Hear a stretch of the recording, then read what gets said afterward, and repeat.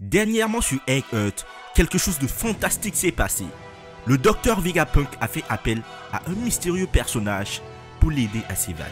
Qui est ce mystérieux personnage? D'aucuns diront que c'est le 5e personnage des maths et d'autres diront que c'est Scooper Gaban. Mais qu'en est-il vraiment? On va découvrir tous ensemble qui est ce mystérieux personnage. Mais avant toute chose, il est très important de savoir ce qui s'est passé dans ce chapitre et qui a contribué à l'appel de ce dangereux pirate ou marine qui risque d'être traqué à vie pour cet acte. Précédemment sur l'île d'Eggheart, on avait Stussy qui explique qu'il semble que Rob Lucci n'ait pas l'intention d'obéir à l'ordre de la marine car il veut attaquer Luffy et Vegapunk. Les agents du CP0 sont en train de bloquer les ports et les navires de l'île d'Eggheart afin d'éviter que les Mugiwara et le docteur Vegapunk ne s'échappent. Quelque part dans le laboratoire, nous pouvons voir Bonnie qui poursuit le docteur Vegapunk. Bonnie attaque Vegapunk, mais celui-ci la supplie de l'écouter. Vegapunk dit qu'il ne peut pas faire revenir Kuma, mais qu'il y avait une bonne raison derrière tout cela. Du côté de l'équipe de Kid, on les voit qui s'approchent de Elbaf. Nous voyons la silhouette d'une île massive dans la brume. Kid est tout excité. Et lorsqu'on revient au niveau de la base du G14, le vice-amiral Doll se dispute avec quelqu'un sur un Dendenmuch. Elle dit que tous les navires doivent se diriger vers Eggheart. Ils ne peuvent pas dépenser leurs forces ailleurs pour le moment. Et on a eu Garp qui a décidé d'aller attaquer Marshall pour récupérer Kobe. Et de ce fait, les forces de la marine vont se diviser en deux. Cependant, on constate qu'il y a une marine massive, des forces massives qui sont en train d'arriver sur Eggheart. On a l'amiral Kizaru, on a le CP0 et on a toutes les forces qui se ramènent. L'île est encerclée. Alors le docteur Vegapunk a décidé de faire appel à un allié mystérieux.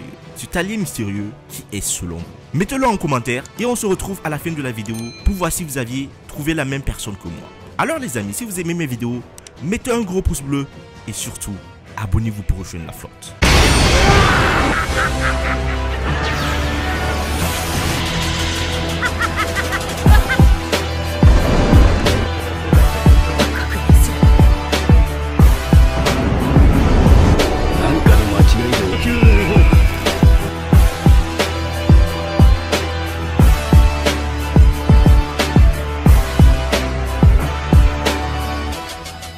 Comme vous le savez, Vegapunk fait référence dans le chapitre 1071 à un allié, Surex Gaban. Alors les amis, voici les différentes raisons pouvant faire penser à celui-ci. Il y a une émission de télé japonaise produite par la Toei appelée Space Sheriff Gaban, avec le personnage principal Space Cop Gaban. Scooper Gaban est basé sur ce personnage. Le plus fou, c'est qu'apparemment dans cette série, Gaban utilise un pouvoir appelé Scooper pour sauver un professeur renommé. Dès le début, on voit déjà le parallèle. Deuxièmement, cet arc est clairement le parallèle de l'arc des Sabaody pour le début de la saga finale avec tous les personnages et les temps forts de l'histoire. Silver Riley a été introduit dans Sabaody comme la première légende que nous avions rencontrée. Le second, des pirates de Roger. L'introduction de Scooper, qui est le numéro 3, est clairement parallèle à l'introduction et servi, d'un point de vue narratif, à transmettre des informations sur la fin du jeu et sur la fin de One Piece. Troisième argument, les pirates de Roger se sont probablement cachés, ce qui explique pourquoi cette personne n'est pas sous les projecteurs. Quelqu'un qui fait partie du seul groupe de personnes à avoir été témoin de One Piece et à avoir appris la véritable histoire du monde se cacherait certainement sous quelqu'un d'aussi intelligent et d'aussi bien informé sur le monde de Vegapunk. Alors les amis, d'autres hypothèses sont bien sûr à prendre en compte. Le fait que Stussy pourrait être un agent double. Et je vous explique tout cela. J'avais en tête de nombreux candidats possibles pour l'allié que Vegapunk a appelé au chapitre 1071.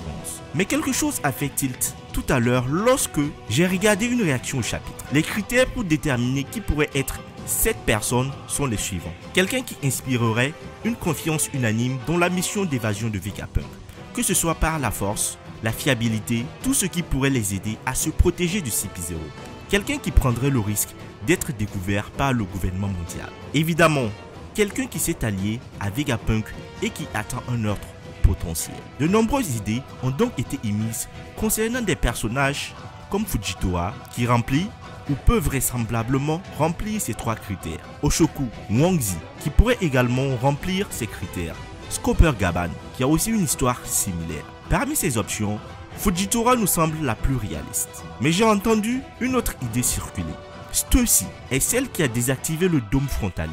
J'aime cette idée, mais ce qui m'a vraiment séduit, c'est l'idée que Stussy est en fait l'allié que Vegapunk a en tête. En y réfléchissant pour un détail, j'ai très récemment appris que Dufelt est la personne responsable du parrainage de Mads. Et le chapitre suivant montre quelqu'un dans la photo de groupe qui ressemble beaucoup à Stussy. Repensez maintenant à Wallkick Island lorsque nous avons été présentés à Stussy pour la première fois. Je vais vous en parler un peu plus en détail car c'est un bon indice pour cette idée. On nous l'a présenté comme la reine du quartier des plaisirs, aux côtés d'un Dufelt plus âgé et de nombreux autres chefs de famille de la pègre. Plus tard, pendant l'agitation du mariage, Dufelt s'éclipse pour piller la boîte de Tamat. Stussy le surprend en flagrant délit et le tue. Mort pour une tentative de vol d'un trésor qui n'est même pas le sien. Pour quelle raison Stussy tuerait-elle un acteur majeur de la pègre s'il ne représentait pas une menace pour elle?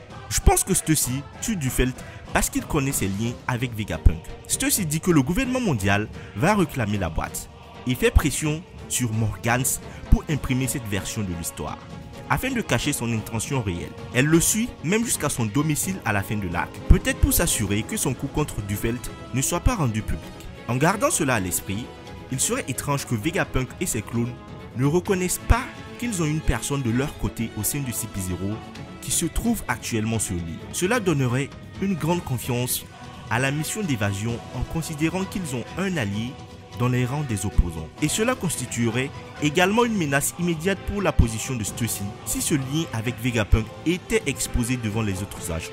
Par extension, bien que cela semble un peu plus facile pour l'instant, je suis également d'accord pour dire qu'il est possible que Stussy ait pu être celui qui a désactivé le dôme dans ce même chapitre. Le dôme s'est effondré après l'appel de Vegapunk et est resté suffisamment longtemps pour distraire Robluchi et Kaku et lui faire gagner du temps pour aider Vegapunk, bien qu'ils aient failli ne pas mordre à l'hameçon. Et pour finir les amis, quand le CP0 est arrivé sur l'île Deck Earth, qu'est-ce que Stussy a dit? Elle a dit qu'elle connaît très bien l'île et elle connaît très bien tous les pièges qui s'y trouvent. Cependant, elle s'est tue lorsque Kaku s'est pris un piège explosif.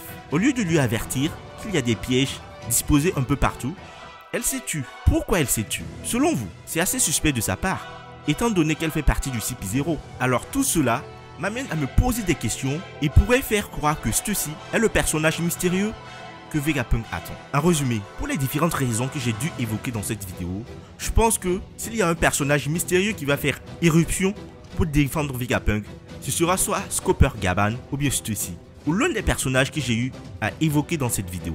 Pour le cas de Stussy, je pense qu'elle pourrait être l'alliée de Vegapunk, car elle a fortement laissé entendre qu'elle avait un passé avec Vegapunk et a même tué l'ancien sponsor de Mads, Dufelt, probablement pour protéger sa couverture en tant que personnage toujours allié avec lui. L'angle de la boîte à Tamat a fourni l'alibi parfait qu'elle s'est assurée que Morgans publierait dans les journaux. Elle ferait une parfaite contre-mesure contre le CP0 puisque l'un de ses rôles est un agent de CP0. Et ensuite je me pose la question, si c'est elle vraiment le personnage mystérieux, cela signifie qu'elle est assez puissante pour retenir le CP0 et les Marids. Donc ce qui signifie qu'elle garde son jeu caché. Ensuite, si c'est Scopper Gaban, cela ferait parallèle à l'apparition de Riley dans l'archipel du Sabaody. Et ce Scopper Gaban pourrait nous aider à découvrir certains mystères sur l'équipage de Roger et sur le monde, et ça pourrait aider à faire évoluer l'histoire.